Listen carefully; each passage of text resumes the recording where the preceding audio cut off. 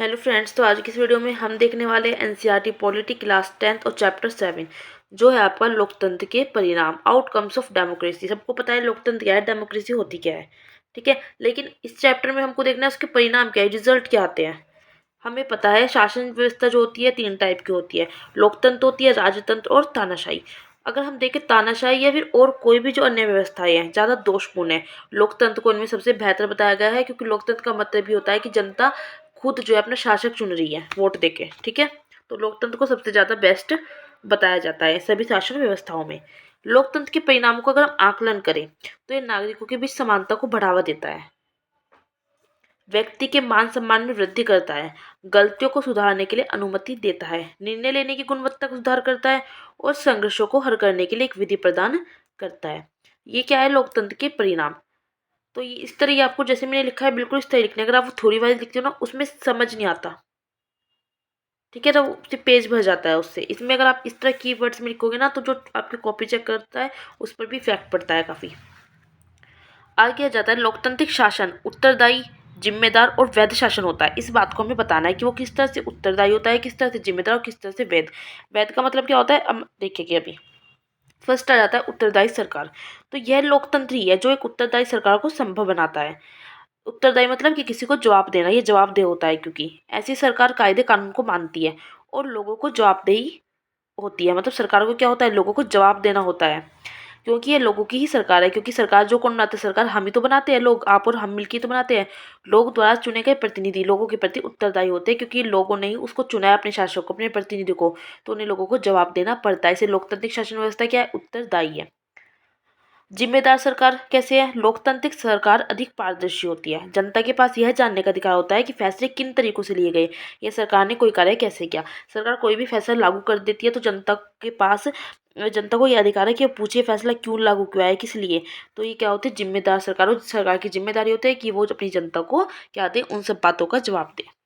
फिर आ जाता है वैध सरकार की। लोकतांत्रिक जो है एक वैध शासन है। कैसे, देखिए, वैध सरकार यह वैध शासन व्यवस्था है, यह सुस्त हो सकती है, ये कम कार्यकुशल हो सकती है, उसमें भ्रष्टाचार भी हो सकता है जैसे है, लेकिन ये लोगों की जरूरत को अनदेखा नहीं कर सकती वैध सरकार। वैध मतलब होता है, वैध सरकार उस सरकार को कहते हैं जो कानूनी रूप से लोगों द्वारा चुनी जाती है, जैसे कहते हैं हम जनता की सरकार, ठीक है। इस वैध सरकार में क्या होता है, जो सरकार हम चुनते हैं वो थोड़ी सी काम कम करती है, सुस्त हो सकती है, भ्रष्टाचार करप्शन तो है ही उसमें, लेकिन लोगों को उनकी ज़रूरत को अनदेखा नहीं कर सकती।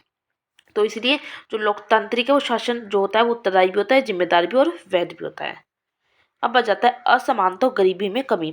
लोकतांत्रिक व्यवस्था राजनीतिक समानता पर आधारित है।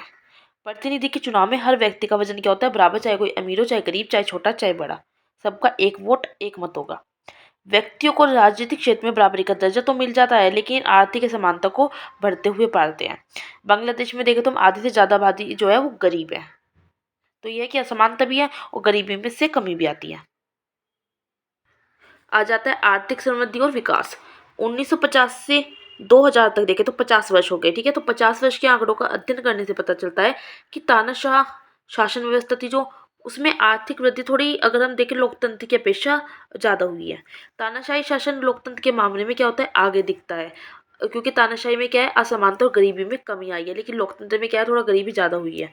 सरकार का जो प्रारूप है किसी देश की आर्थिक समृद्धि को निर्धारित करने वाला अकेला कारक नहीं है, इसमें अन्य भी कारक होते हैं। कौन कौन से होते हैं, एक तो जनसंख्या और एक आर्थिक प्राथमिकताएं, वैश्विक स्थिति, अन्य देशों से सहयोग।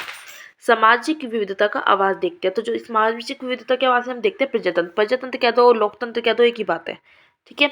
इसमें देखते हैं हम 2 पॉइंट कि बहुमत को हमेशा अल्पमत के साथ काम करने की आवश्यकता होती है। बहुमत मतलब जो संख्या में ज़्यादा है, बहुसंख्या कह देते हैं जिसे, और उनको अल्पमत, जिनके वोट कम है, अल्पमत है, उनके साथ काम करने की आवश्यकता होती है। क्यों, ताकि सरकार सामान्य दृष्टिकोण का प्रतिनिधित्व करने के लिए कार्य करे।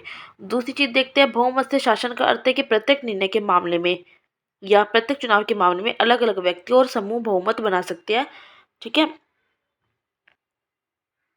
और बना सकते हैं, बस यही लिखना है, बहुमत बना सकते हैं।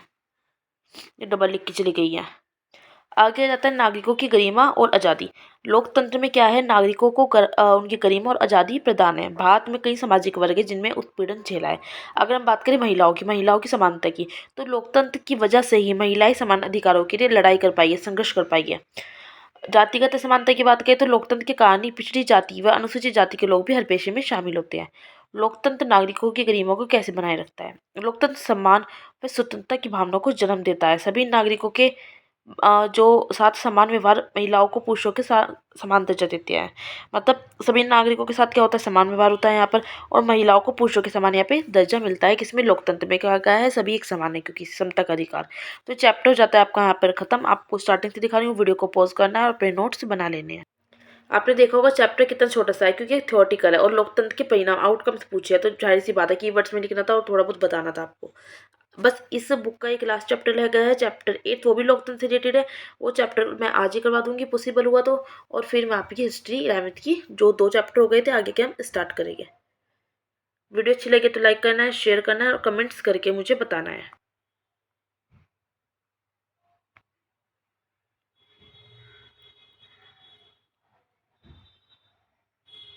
सबसे पहले आपको एनसीईआरटी की बुक से चैप्टर रीड करना है, उसके बाद वीडियो को देख के नोट्स बनाने हैं। ये नहीं कि वीडियो देख के सिर्फ नोट्स बना लिए, आपको चैप्टर जरूर रीड करना है।